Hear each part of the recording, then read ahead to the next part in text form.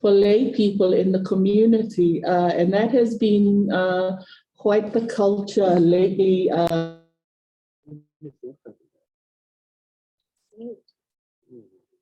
They just started speaking at us. Let me just, I just change the speaker off. I thought it.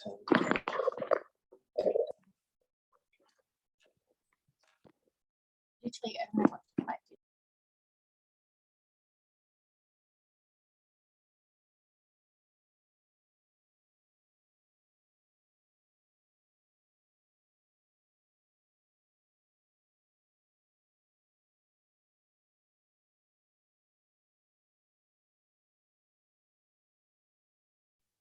Latai will deliver his keynote address for us this evening.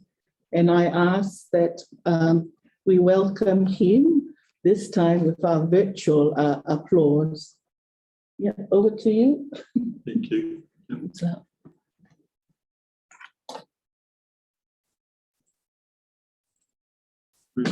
Slide. 1 minute. virtual. Okay. Này phải mua số không? Phải mua. Share.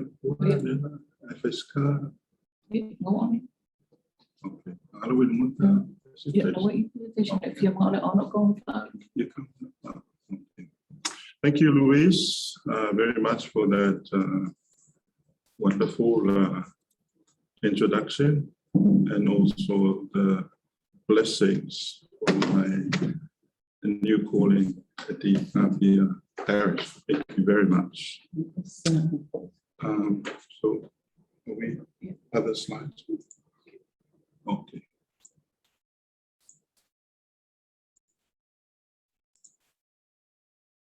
All right. Okay. So, first of all, I wish to thank the committee for inviting me to be a keynote speaker at this 24th Pacific History Association conference. And I must say that when Nick emailed me the invitation about 2 years ago, I felt hesitant to accept, and then became overwhelmed when I finally did. I was hesitant because I felt that I am not old and wise enough to be given such an opportunity, and overwhelmed because I was then worried about what to say. In Samoa, we say, "E mua lava le vau," meaning I am still very green. I am deeply grateful, however, to speak in honor of the late Reverend Kambasi Uriam, who was both a wonderful teacher and a mentor for me and my wife while we were attending training at the Pacific Theological College in Suva in 2004 and 2005. And I sensed that this was the real reason why the committee wanted me to speak, because of my association with Kambas, not only as a student, but as someone who, like Kambas, was both a historian and a pastor, which I must say is quite a rare thing. Being a historian and a pastor can be quite an odd thing to be. I remember when I was to leave for the ANU in 2011, a colleague of mine jokingly said, "Oh, they're going to turn you into a critic of the church and then an unbeliever." I have yet to prove my colleague right on that second part, something I have in common with Kambas, who also happened to study at the ANU. But I must say that my time at the ANU was probably one of the most spiritually uplifting experience for me. It is true, though, that being a historian and a pastor puts one in an interesting position. Now, let me tell you this story before I move on. A Kiribati student of mine wrote a thesis a few years ago, and it was about the schism of the Kiribati Protestant Church in 2016. The reasons for the schism were varied and complex, but it boiled down to the proposed name change of the church. The leaders of the church wanted to take out the word Protestant and replace it with the word uniting. And this caused Kambasi to go back home and lead a campaign against the name change. True to being a church historian, he insisted that the word Protestant was crucial to the identity of the church, being of the Protestant tradition in its theology and liturgy. Kambasi's campaign gathered support and eventually led to the two camps splitting, with the breakaway church opting to maintain the original name. But to go back to the reason why the name changed, the church had been facing many problems, and the leaders felt that the reason why the church was in such a state was because of the divisive nature of the word Protestant. Uniting would perhaps bring better luck and unity. Some might ask, what's in a word? For Kambasi, it meant the church's history and identity, and the fact that there were deeper issues that needed fixing rather than changing one word for another. On the other hand, for the new uniting church of Kiribati, a lot now rides on this one word. Reconciling the past with the present in the church can be a challenging thing for a pastor and a historian. Sometimes I had to remind the leaders of my own church, the Congregational Christian Church of Samoa, that our traditions are steeped in the Congregationalist movement of dissenters and nonconformists in England, and the early founders of colonial America who were against hierarchy and monarchical rule. But sometimes a historian's insistence on words and their historical meanings can have no bearing on the people of Oceania. Foreign words, titles, labels, names do lose their meanings, or they take on new ones in the churches of Oceania. My talanoa today, and I hope it would feel like a talanoa, is about these tensions and contestations. It is about my journey as a historian and as a native pastor. It's about my experience of having to reconcile things or remnants of the past in my own making of history. It is about reconciling that past with the present. We are living in extraordinary times, and as historians and academics, our history making must speak to these issues and challenges affecting our people, our world, and our future. I say this with much regret and sadness with the recent disappointment of COP26. Now, the famous reggae singer and historian Bob Marley, in his Buffalo Soldier song, sang, "If you know your history, you know where you're coming from, then you wouldn't have to ask me, who the heck do you think I am?" I became interested in studying Pacific history, and in particular, the history of Christian missions in the Pacific, because I wanted to know why the heck I ended up being born in Papua New Guinea. Like our late friend Sidney Fasau would say, I was made in PNG, but raised and grew up in Samoa. Consequently, my interest in my place of birth, where I was made, and my parents' mission in PNG opened my eyes to a larger story about the many Samoans and Pacific Islanders who were involved in evangelization of the Pacific, which was something that I thought was always done by white people. But it was not. The fact is, white missionaries were a small minority compared to the hundreds of islanders who served as missionaries throughout the Pacific. But often we do not hear of this in the official history of Christianity. And this is because they were not considered missionaries by their white superiors at the time. They were referred to largely as teachers, assistants, and servants. Their wives were hardly mentioned at all. In the records, they were just referred to as wives. Samoan involvement in mission under the London Missionary Society, or LMS, was extensive. Of all the missionary groups in the Pacific, they were the largest and the most dominant. I counted more than 600 missionary couples, which translates to more than 1,200 Samoans. More than half were women, wives of Samoan missionaries. It was a mission that went on for about 140 years, beginning in 1839, just 9 years after the arrival of John Williams, and ending in 1979, when the last Samoan missionaries left PNG when it finally became independent.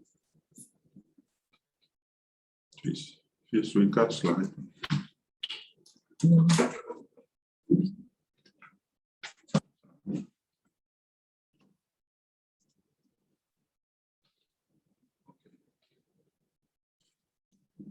So this is the map of this incredible mission. As you see, the first wave from 1839 to the 1860s targeted the islands in southern Vanuatu, Loyalty Islands, and New Caledonia. The first voyage being included 12 Samoans led by John Williams. The second wave from the 1870s onwards shifted to Tuvalu, Kiribati, Tokelau, and Niue, while the Presbyterian mission of Nova Scotia took over Vanuatu. And the final wave from 1883 to 1979 went to PNG. This was also where the largest number of Samoans worked. It was also the longest of the three waves of mission. But also note that this map does not include the many other Samoans who went as missionaries under the Methodist mission to Fiji, Solomon Islands, and PNG. So my parents went at the end of the final wave to PNG from 1959 to 1973. They were posted to the Gulf region on the southwestern coast of the country. So can we change this?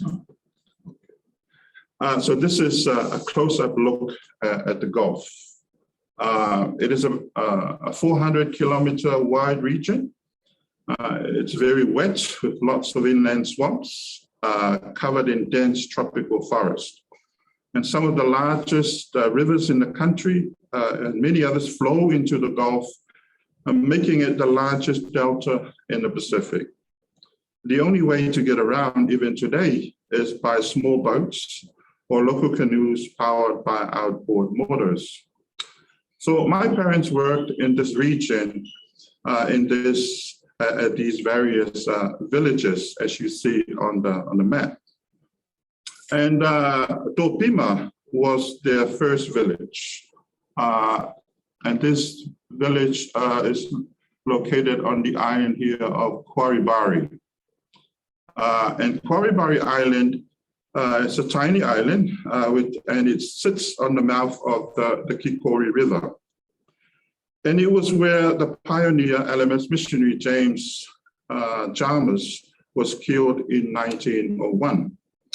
And my mom always told the story of how the people there killed Chalmers and his assistant, Oliver Tompkins, and ate their bodies, including their shoes. So in July 2013, I had the opportunity to visit the Gulf.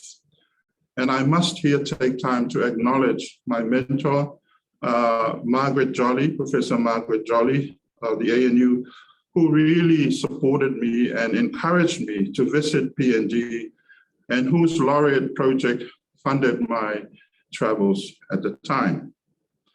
But visiting the Gulf, although challenging because of the lack of infrastructure, it was a very rewarding and enriching experience.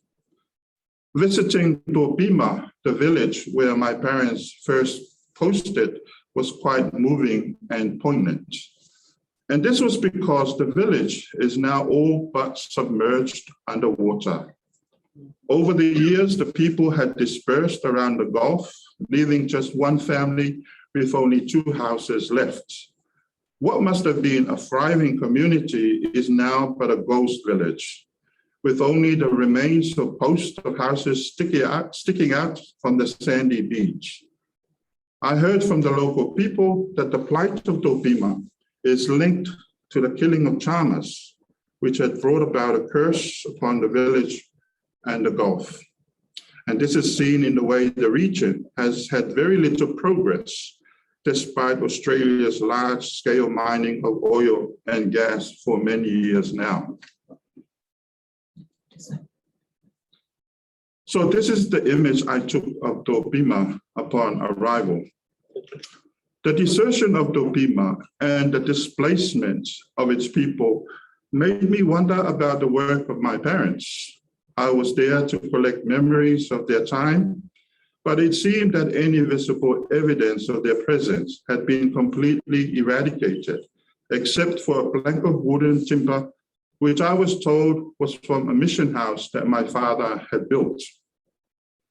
This image is really important to me because it reminded me of how knowledge, for whatever reason, can be deserted, displaced, and even eradicated. It also reminded me of how important our role is as historians in our efforts to restore what has been lost. I have always been fascinated with archaeology. I am drawn to this idea of how remnants, with the aid of science, can add new meaning, which helps restore a new understanding of the past. In the Pacific, remnants are not just things of the past.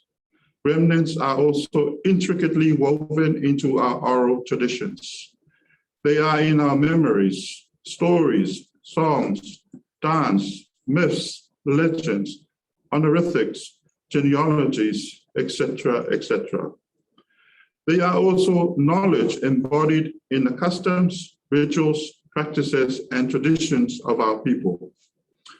They can be seen as the building blocks of our history making, in our attempts to reimagine the past, in our efforts to recuperate the presence and voices of islanders.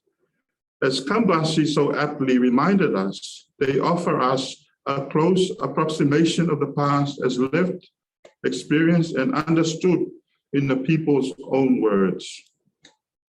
One of the most rewarding experiences for me was listening to the stories related to me by local people about the work of Samoan missionaries and their wives. Learning how the memories of Samoans are embodied in the culture, customs, and the landscape was an enlightening experience. These are the texts that we do not find in the written text. In Southern Vanuatu, local recollections of the Samoans are memorialized in sacred grounds as these unmarked graves on the islands of Tana and Anatim and Marae and places that have been named Samoa. For example, the ones here in Fate and Tana. They are also remembered by the remnants of Samoan settlements, which they say are usually noticeable by the round foundations of their houses. Samoan houses are recognized by their stone foundations, which is not traditional to Vanuatu houses. Samoans are also remembered for the plant species that they introduced and like to grow. For example, the talia or tropical almond tree that Samoans valued for their medicinal use. And the the sinnet coconut, or the new afa that Samoans use for making sinnet ropes for constructions of houses and other essential tools. This huge talia seen here in the middle, according to local Vanuatu people, they usually mark the places where Samoans settle. Samoans are also remembered for the types of houses they built, which are called Neon Samoa or Samoan houses. And here, my elder guide drew understand the differences between a Samoan and a local Ni Vanuatu house. The ones seen here are probably a combination of Samoan and Ni Vanuatu design. Samoans are also memorialized in sacred objects such as this stone anchor in Port Resolution on the island of Tana, where they say that Samoan missionaries used to anchor their canoes on the bay. They are also remembered for the design of outrigger canoes, an example given there. Samoan missionary wives are fondly remembered for their weavings of thatches for the roofs of houses, in artifacts like fans and mats. Some of these objects, like this mat called Nijab Samoa or Samoan mat, seen there, presented to me by the ladies at the native, has become a significant value artifact in their culture as an item in traditional gift exchanges and as a symbol of redemption in rituals of reconciliation. Samoan missionary wives are also remembered in their dances, in certain movements, and in certain actions. The discovery for me when listening to these oral histories and observing these remnants was the intense cultural exchange that was going on.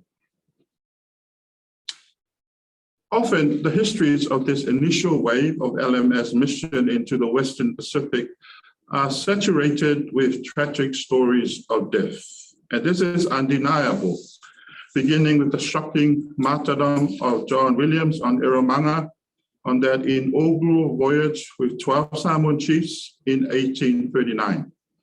And then followed by the unrelenting killing of many Samoan and Rarotongan men and women together with their children in the 1840s and 1850s. Such killings dominated the narrative. Local resistance was due to diseases introduced by sandalwood traders who also broke local taboos and disrespected local people. Diseases wiped off large numbers of local people, some estimates as high as 1/3 of the local population. Ni Vanuatu vented out their anger on Samoans and Rarotongans, who were the only foreign residents on these islands. Despite the killings, the LMS continued sending Samoans and Rarotongans until it was safe for the first white missionaries and their families to finally settle. But local oral histories and embodied knowledge adds another layer to these early missions, one that shows a lot more mutual exchange rather than resistance, and far more consonances rather than differences. By juxtaposing local oral histories of the Samoans on these islands with the text of European missionaries, we get a much more nuanced and complex nature of these early encounters. Racial and gender hierarchies define the kind of history that we find in mission texts. Oral histories and embodied knowledge, while they give voices and agencies to islanders, can also reveal these power dynamics. This is clear in how the remnants of Samoans are situated in the landscapes of these islands.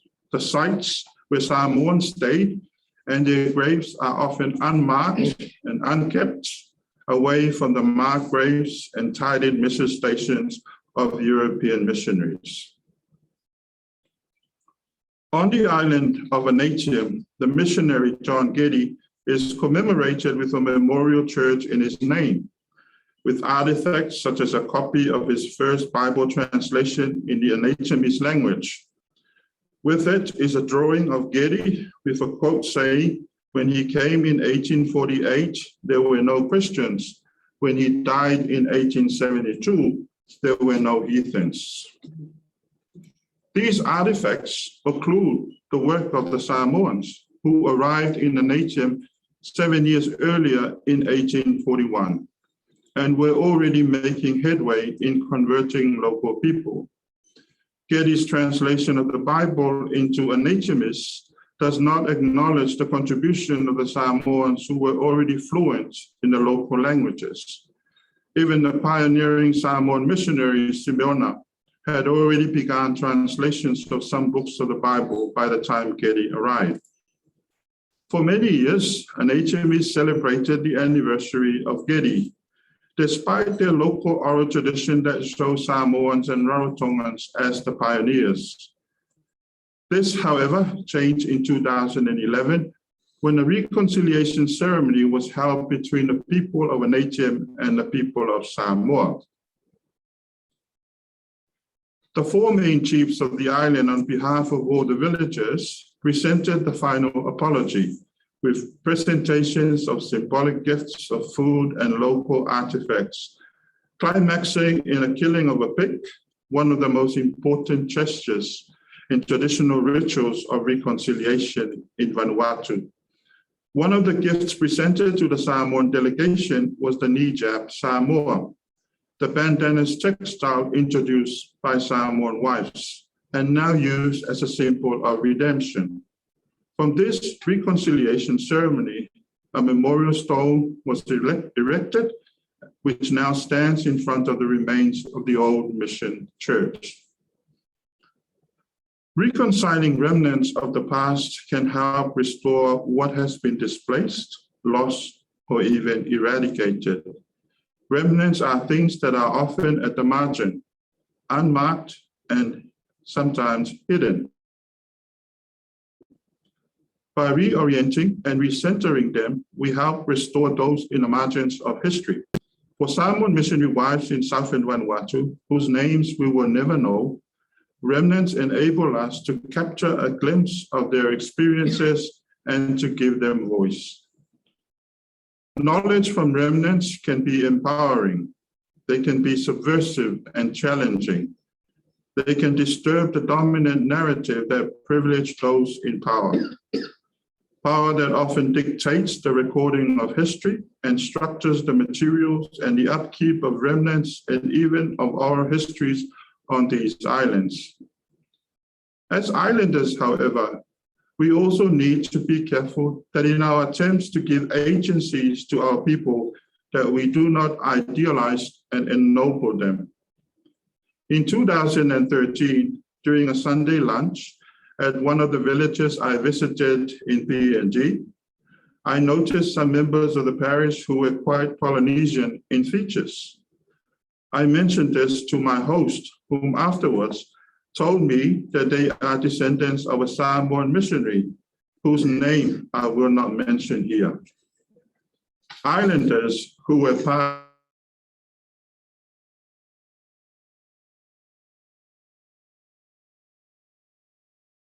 of the missionary enterprise in ocean the seeds of the gospel. Saints. They were also guilty of imposing what they consider to be their superior form of Christianity. Their approach is often regarded as magisterial, paternalistic, and iconoclastic, whereby forceful and dramatic measures were taken to suppress indigenous religion through the destruction of its shrines and sacred objects. This was clear in places like Tuvalu and PNG, where they were criticized by their white superiors and other foreign observers as overzealous. And this is important in thinking about the legacies of Christian missions in the Pacific. One of the challenges with our people today is that we continue to uphold a glorified history of mission. The coming of the light by the white man is still considered to be the most important event that has ever happened on our shores. And this can be most problematic when we try to critique the colonizing influence of Christianity. Christianity, being the most dominant religion, has a huge influence on the lives of our people. Global movements within the churches, however, are now beginning to reassess the impact of Christian missions on indigenous societies. The LMS, of which Samoan missionaries were part of, is leading conversations about the legacies of colonialism in its Christian missions worldwide. The LMS, which is now the Council of World Mission, lie in the British Empire. In a recent Telenor series of webinars, conversations has now turned to the Pacific, seeking to expose how white supremacist Christian ideology has occupied Pacific bodies, lands, and spirits with racist violence. This can be seen in the demonization of traditional Pacific Islands customs, the practice of blackbirding, the particular violence of nuclear testing, the impact of climate change, as well as the stealing of land and resources from indigenous people. In another recent webinar series, the CWM teamed up with the World Council of Churches, or the WCC, with a focus on racism. The title of the series was Anti-Racist in Christ, Ecumenical Christian Repentance, Reflection and Action on Racial Discrimination and Xenophobia. In one of the panels, participants were given this image of Harold Copping's painting, The Hope of the World, and were asked what to make of it. The panelists, which included Christian theologians, academics, historians, and clergy from India, Africa, Europe, Middle East, the Caribbean, and the Pacific, all found the image deeply disturbing, offensive, and something that ought to be discarded or used for pedagogical purposes to expose colonial and racial categories. Such global conversations, moreover, are now in line with a renewed call by Pacific theologians and biblical scholars for a new way of doing theology in the Pacific. They are pushing back and resisting what Tongan theologian Johnny Havea refers to as whitened theologies that continue to promote the shackles of colonialism in Oceania. Such a call, although confronting and challenging, acknowledges the unfortunate effects of Christianity on our cultures and our way of seeing ourselves and of the world. The civilizing project propagated by missionaries has not only led to the belittling of our people, but also much of the wisdom and insights of our forebears. Such wisdom and deep insights reflect their worldview, a worldview that speaks of the deep relational nature of humanity with nature and with the whole of creation. The introduction of Christianity has inadvertently led to the secularization of this worldview. Missionaries' preoccupation with the afterlife and a spiritual entity that transcends the world we live in has resulted in a desecration of the mana and sacredness that once imbued our world and our humanity.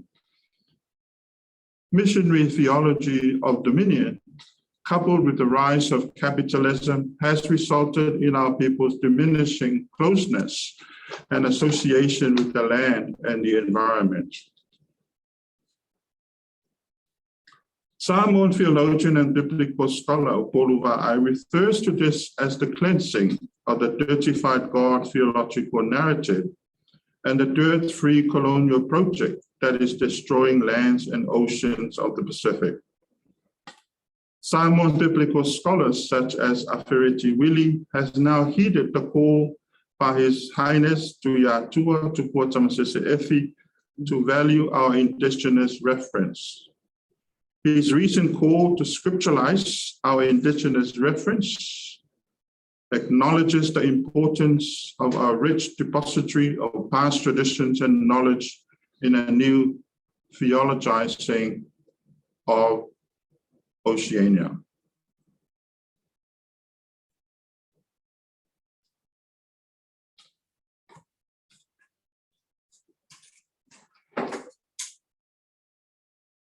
he writes that for far too long, theologizing in the Pacific has been dictated from elsewhere, not from who and where we are. Willie's call to scripturalize our indigenous reference highlights for him the importance of our oral traditions, our languages, our customs, rituals, genealogies, etc., not only in our theologizing, but also in our history making. And so, to bring my Talanoa to an end, I would like to reiterate the words of Kambasi. Oral traditions contain a close approximation of the past as lived, experienced, and understood in the people's own words long before the coming of the Europeans to our shores. I would only add that such a rich repository of knowledge was crucial to how our ancestors see the world and also see ourselves in the world. And we could do well to learn from such wisdom, especially during these times when the survival of our planet is now at risk. And on that note, I would like to end my Talanoa. And I thank you sincerely for listening to my Talanoa. In the words of John Havea, Talanoa requires the presence of others. And I very much appreciate your presence, both physically, virtually, and also spiritually. Talanoa dies if there is no one to tell it, and if others do not talk about it. Without others, Talanoa is speechless, and time stops. Thank you once again. Soifua Bayamanuia.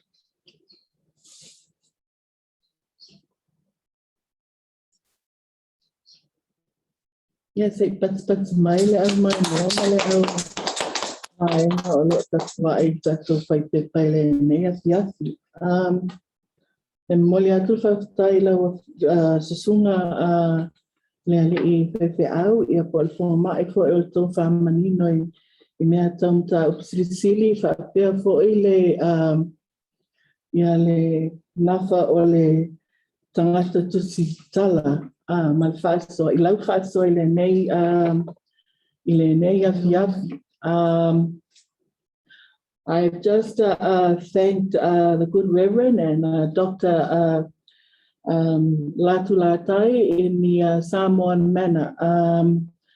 We are now for his presentation and a wonderful keynote, which has really caused all of us to re-question and reconsider some of the things that we have been writing about. But I'd like to open the floor now for any questions. Of course, please raise your hand.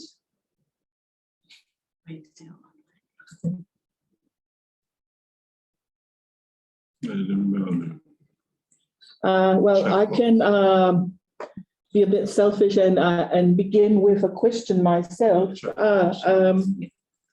Okay. Yeah. All right. Latu, I'd like to ask also in thinking about the plight of the Jobima and how it is referenced that the plight is because they have killed James Chalmers. That sort of fatalistic sort of approach has always been an explanation that is used to perhaps condemn people, indigenous people who have had those sort of encounters. What would be, and of course, with all those other explanations with socioeconomic Why can't they think like that? Why are not? Is it because of the over indoctrination of missionaries, of the indigenous people?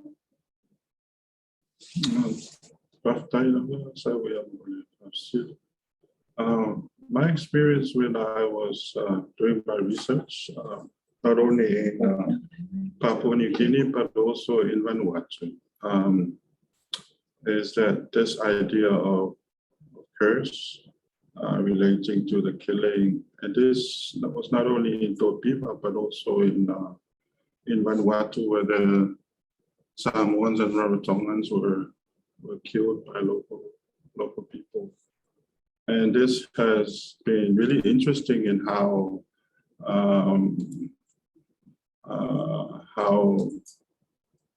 these reconciliation ceremonies, which has been going on for quite some time now, not only in Papua New Guinea, but also in South Vanuatu. There's an example I gave in my presentation. And this is about lifting the curse, and it ties into how people perceive how little development that they're facing in the areas where they are living. And yeah, it's a very interesting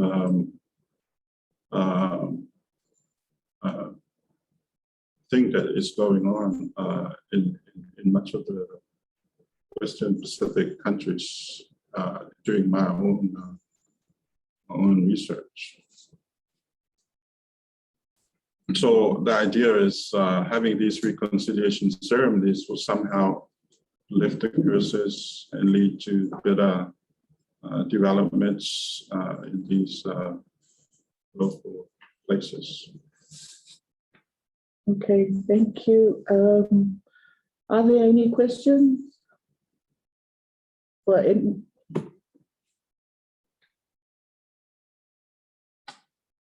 Okay, we do have a question from Wanda Yeremia from Waikato University. From Molilava, Ilausuna, are you able to talk about the political tensions between the Pacific and European tensions in Papua New Guinea during this late 19th century? Sorry, she asked to clarify? Can you, Wanda, can you clarify? Can put her on speaker or something. She's muted. Okay. Yeah, malo se foi lo sunga fatai lava malo fatai Louise ia fatalo fat foi lo sunga Latu ia faman mole o sili fiamal malama ona o tulanga fa missionary between tato tangata isa tangata Samoa ma missionary palangi fai lamane e sauno mai I lo suisuenga I tulanga maftanga ia faman mole. Yeah, thank you, Wanda. It's good to hear you.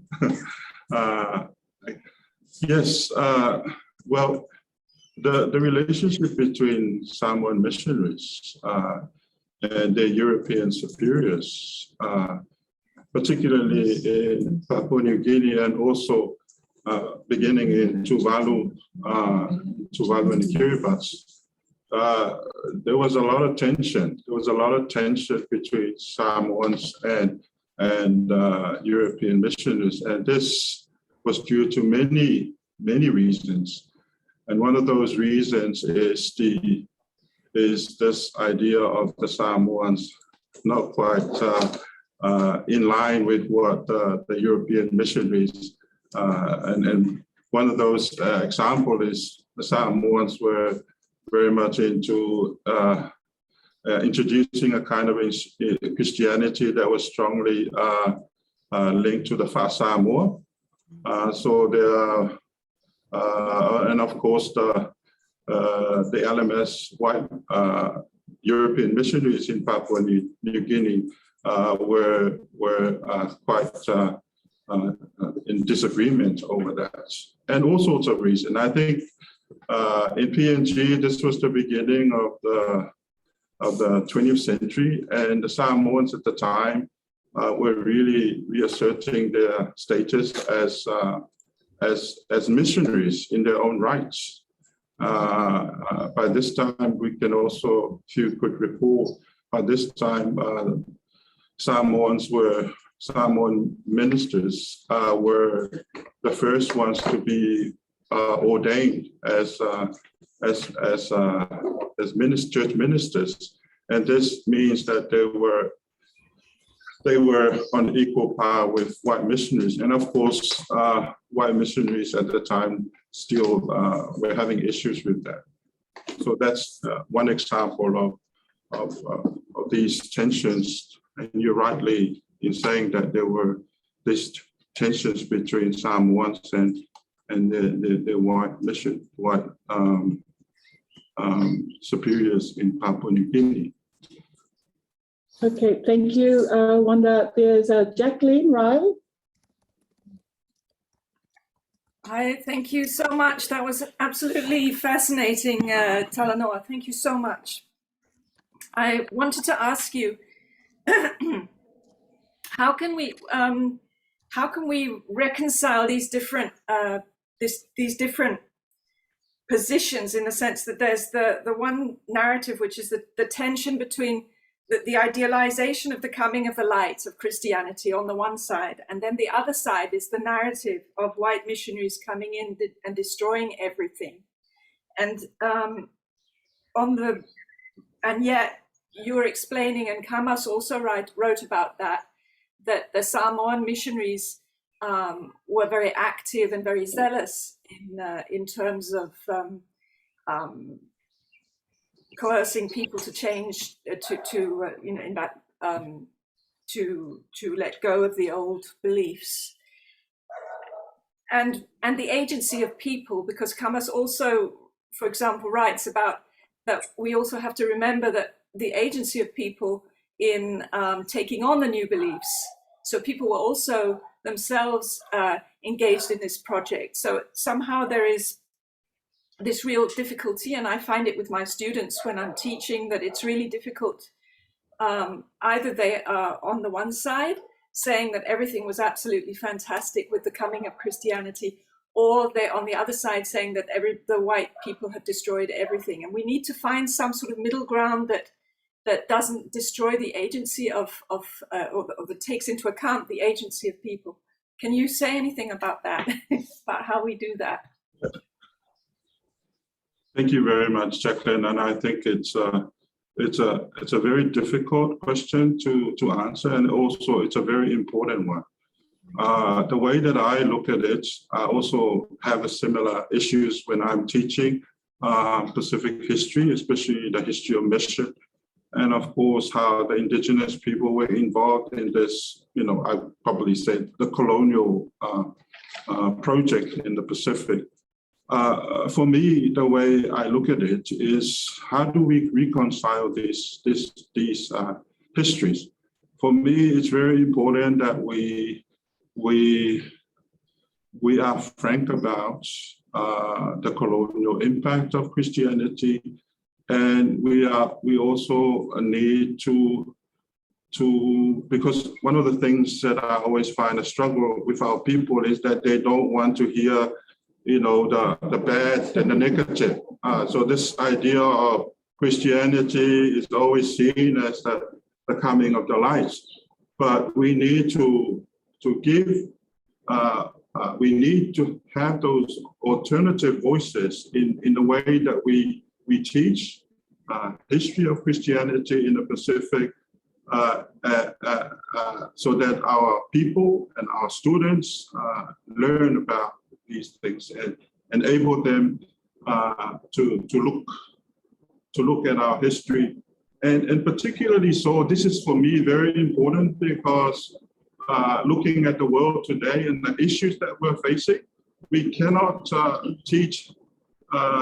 look at the issues we're facing today without going back and looking at that history even if it means having to critique our own people and the way that they were involved in that mission. As a Christian, it's very important that in order for us to move on, we need to reconcile with the past, and not just with what the white people did, but also what our ancestors. I mean, although it's painful for us to do that, but it's something that we need to do in order to move forward, especially dealing with the many issues that are facing our world today. Great, thank you. We've got 3 more questions. We go now to then Margaret Dolly, and then followed by Inka Reed, and then to Iutwangan. So Margaret Dolly, the floor is yours. Yeah. Hello, Latu, and I must say it's a joy to hear you and see you. I'll be very brief, but so good to see you developing this oceanic theology in relationship to climate change. I mean, like you, I'm angry and disappointed about the results of COP26. And I just wondered if you wanted to say a couple of words more about this kind of secularization, I suppose, of people's relation to environment, you know, what we think of as nature. But I think that it's probably true that in oceanic cosmology, nature and culture were one. There wasn't this separation. So could you say a little bit more about that? I think it's a really important point. Lovely to see you. Moving Talanoa. Thank you, Margaret. It's so wonderful to see you. My supervisor, Margaret Jolly, she's one of the most dear person to me in my journey as a historian. Thank you, Margaret, for your question. Yes, I mean, to me, that's the whole irony of it. With this religion coming in, instead of emphasizing the spirituality and our strong connectedness to nature and the environment, the way that I see it is that Christianity has actually secularized that worldview that we had, especially our interconnectedness to the land, to the trees, the birds, the ocean, the environment. I mean, and this idea of the missionaries focusing on the spiritual as something that transcends the world, sort of severed this deep relationship that we used to have with the environment and nature. This idea that mana and sacredness is imbued everywhere, and not only just the environment, but also the sacredness of human beings in how we relate and refer to each other, which is something that I feel that has been diminished by the theologies that was brought in by the missionaries. Thank you, Latu. Thank you, Margaret. We've got a couple more questions, and we've got Iutwangan from Waiuku. Where are you?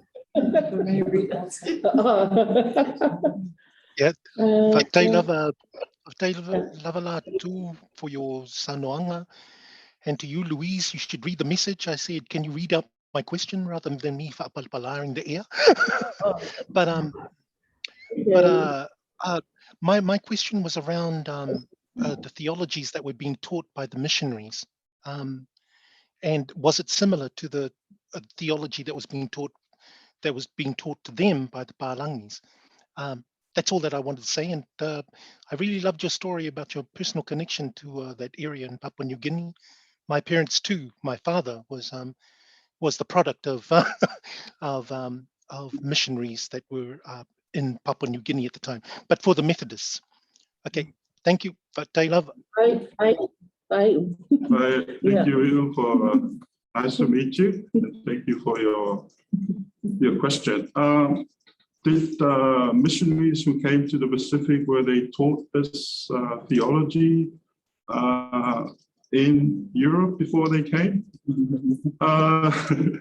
Well, yes and no, because I think when they came to the Pacific, I think the context in the Pacific, I guess, really intensified whatever notions that they had of the Pacific and our culture and our people.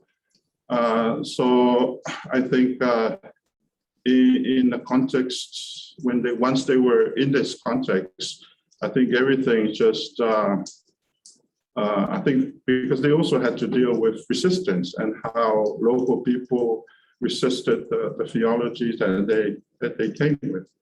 So it was, there was this tension. And I think to answer your question, I think those tensions really amplified the kind of theology that they wanted to emphasize in the Pacific. Okay. Yeah, thank you. Got a question from Suva from your Uncle Morgan.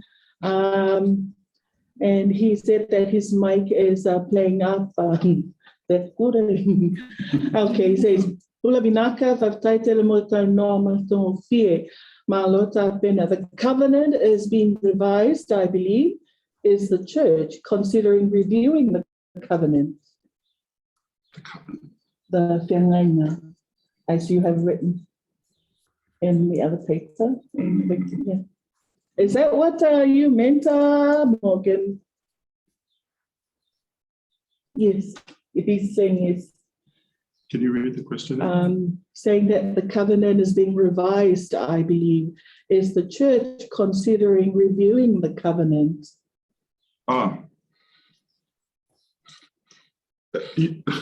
Not officially, but this is, I guess Morgan is talking about what I wrote lately about this idea of the covenant in relation to the new law that's been introduced by the previous government and has been causing a lot of tension in Samoa over the taxing of ministers, not all church ministers, because when I'm a church minister and I work and I pay my tax, but ministers who are in parishes. I think that's what the law is doing. So in what I wrote about that law, I mainly look at it from the historical developments of this concept of Whiangainga, in which in my understanding, was something that was adopted by Samoans in order to incorporate this new figure, the noble figure of the missionaries and later the Samoan pastor within the village context. And part of that Whiangainga and that covenant is, which is relating back to the brother-sister relationship, is the village take care of the physical needs of the pastor while the pastor takes care of the spiritual needs of the people. So I wrote that article, of course, in Samoan, to talk about that historical development. And the way that I see it from a historical point of view is that by having this law introduced, we will have to ask question as how will that affect that covenant and that relationship within the villages and within the Samoan culture. I'm not sure if I've answered Morgan's question. But okay, well, as you know, Morgan, the good Reverend is going to be out in the parishes soon, and he will keep you informed whether he's going to pay taxes or not. And let's see him put that article into action in trying to convince people about the Whiangainga and the women's position in our society. Now, one more question, and that goes to our tuakana from Aotearoa, Alice Tapuna Somerville. Alice?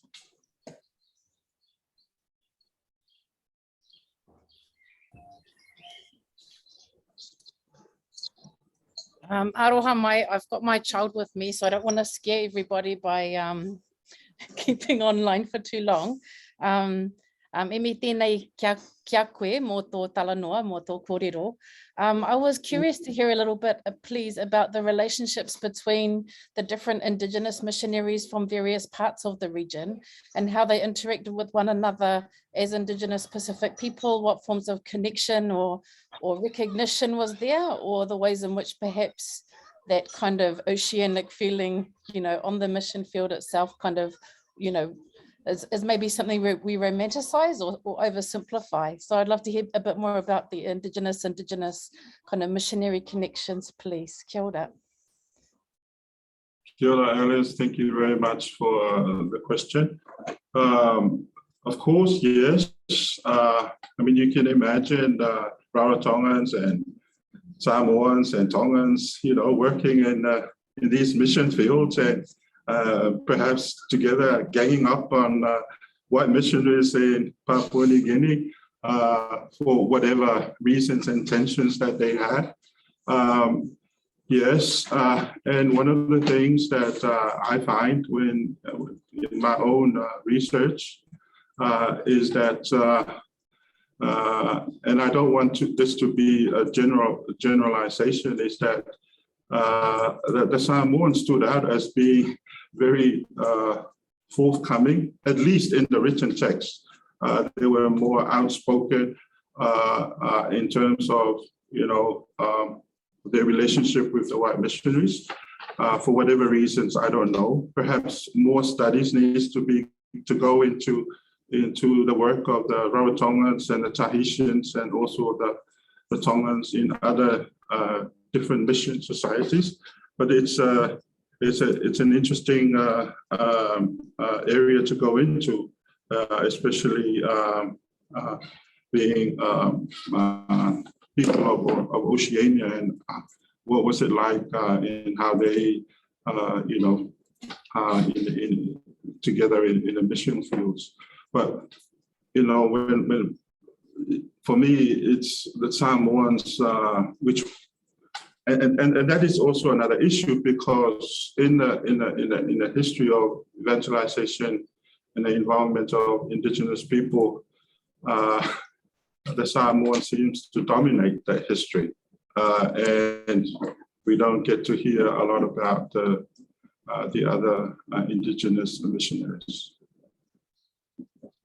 Thank you, Latu. Well, I suppose we've had a lot of questions this afternoon, and the good Reverend Doctor has already imparted his knowledge. But I'd like to wrap now because we all need to attend the JPH forum next door, just to say. But Latu, thank you very much for creating, instigating this discussion. The people who come to mind today as I listened and as we listen, of course, those who have been before us, Urim, of course, Kambasi. I remember also as you gave your lecture, Greg Denning's Islands and Beaches and Margaret Jolly's Imagining Oceania as well today. And in thinking about how this, it seems to be the making and remaking and making again of our Pacific history. So it's always that struggle of the mindset. And in thinking also of the Tangata Whenua, the people who come to mind is Rangi Nui Walker, ka whawhai tonu mātou, because it's always that struggle we've had out in as historians to identify and to reconcile things as they happen. And I ask you to join me in thanking Reverend Latu with a round of applause, please. across the COVID scene. Yeah, well, Maya, we all need to, well, those of us who need to attend the next meeting, have a good evening, everyone, and thank you for joining us. Tae lava. Thank you so much, Latu. See See you you, on Zoom. Margaret. Bye-bye. Nice to See you see on you. Zoom soon, I hope.